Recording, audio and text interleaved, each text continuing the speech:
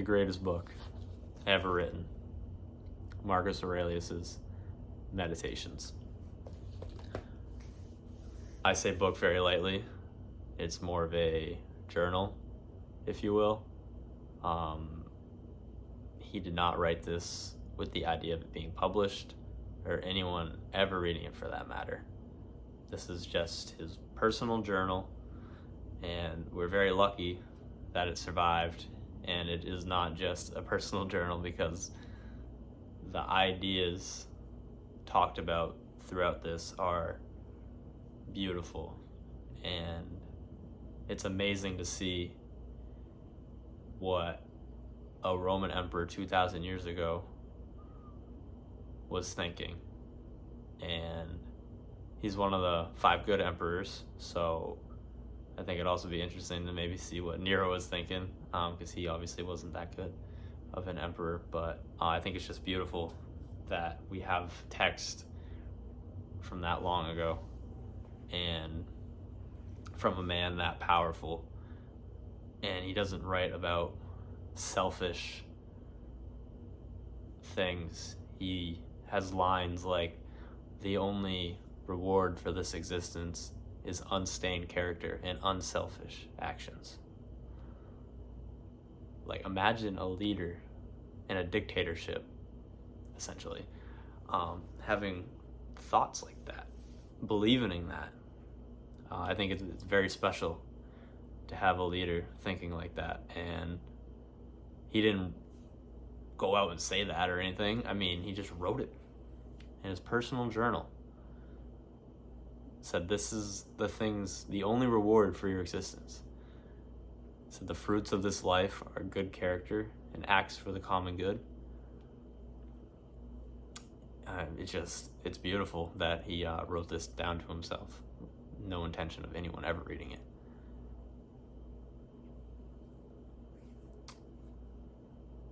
We're very lucky to have this, I believe, and it's great to just see it. I'll read off some lines now that I really like from Marcus Aurelius. And throughout this meditations, today I escaped anxiety, or no, I discarded it, because it was within me, in my own perceptions, not outside. It is impossible to read this book and not realize that Marcus pays so much attention to what is in his control, which I believe we all should do. You know, focusing on other people and things outside your control and things in the future, it's such a waste of time, a waste of energy, like mental and physical. It's just not the place you want to be. You want to live in the present and just focus on what you can control. It's Epictetus, not Marcus Aurelius, but he has something called the dichotomy of control.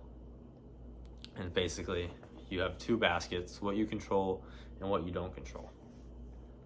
And only focus on what you can control. I mean, I feel like when you say it, it's obvious, but I know personally I find myself focusing on things outside of my control daily. And it's amazing to see messages like this that help me get back on track.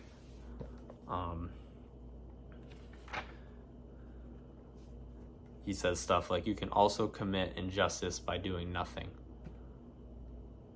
which is just beautiful for an emperor to think like that. I feel like, at least before I read this, it was, every emperor ever, you know, it just has I feel like a weird title to it.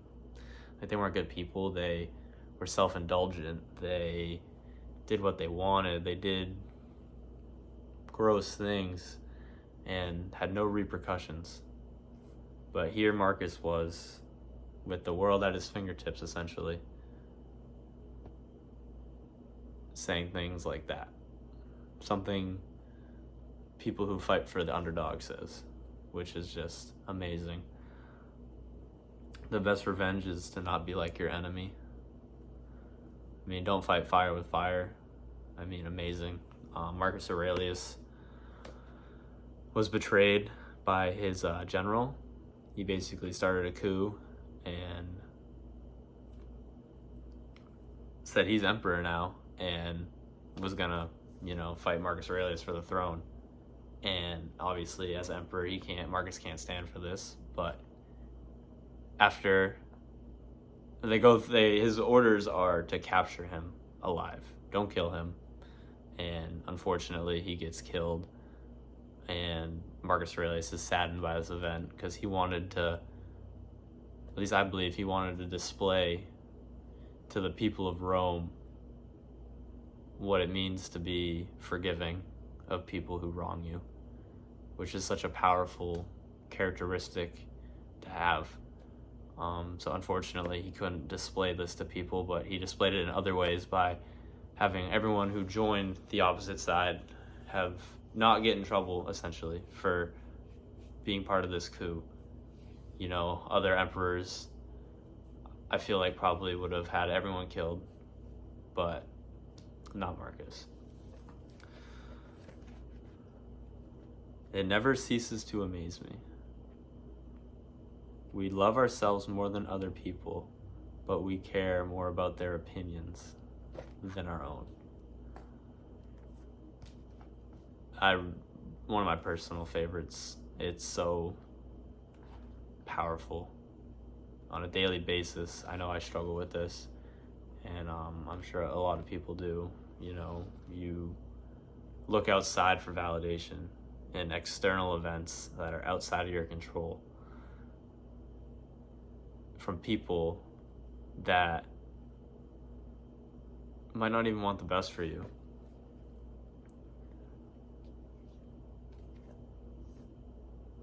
You have to keep a inner scorecard, I like to say, in events like this, and just understand that you're doing what your nature demands, what God wants you to do, and you can't let other people tell you if that's good or bad.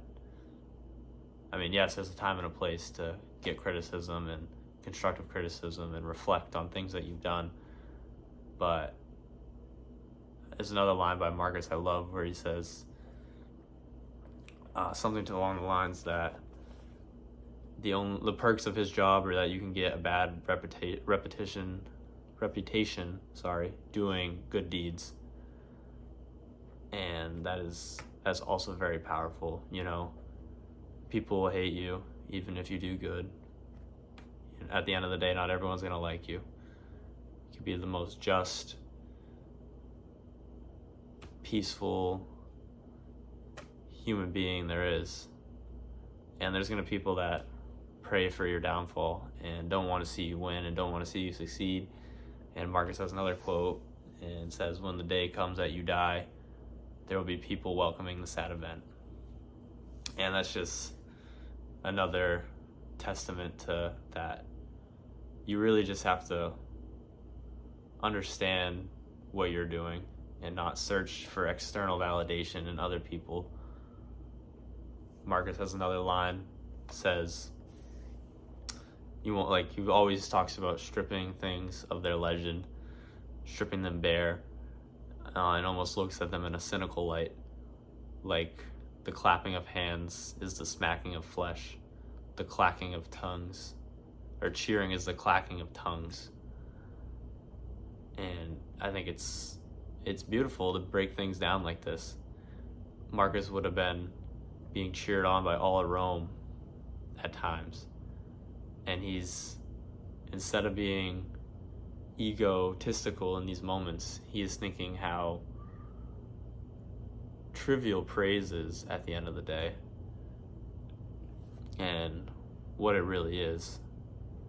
And also the type of people who are praising him, the same people who give in to lust and give in to all these bad things that are thieves. And on the other hand, sorry about that, video cut out, but yeah, the people that would be praising Marcus weren't always the best people, and same with the people that were criticizing him. And that is the same today as it was 2,000 years ago. the people who may be criticizing you, look at the things they give into. Look at the things they take pleasure in and do on their free time, and their criticism isn't going to be that important to you. And same with their praise. You might do something you think is what people should do, and someone could praise you immensely for it. You shouldn't let your ego snatch onto that. Marcus Aurelius says you shouldn't expect the third thing. If you hold the door open for someone, that is thanks enough. You helping another human being. An unselfish act. That is all that matters. That is all you are entitled to. Not them saying thank you or any of that. So you shouldn't want that, and you shouldn't do things for a thank you. You should do it because it's the right thing to do. And you should do it because humans exist to help other humans. And Marcus Aurelius says that time and time again. Higher beings exist for higher beings. And I believe that is just a beautiful statement. I don't necessarily agree that lower beings exist for higher beings. Sorry about that. Cut out again. But yeah, maybe I just don't understand what he says when he says lower beings exist for higher, but I don't 100% agree with that completely. But it is what it is. I agree with a lot of other statements that Marcus Aurelius makes and other Stoics. I'm going to end the video here, though. I highly recommend you read this book for yourself. Thank you for watching. I hope you enjoyed. If you made it to the end, please leave a comment on anything I can improve on, or anything you would like to see me talk about, or anything. Criticism, whatever it may be. I would appreciate that, and I hope you have a great rest of your day, and I'll see you in the next one. Peace.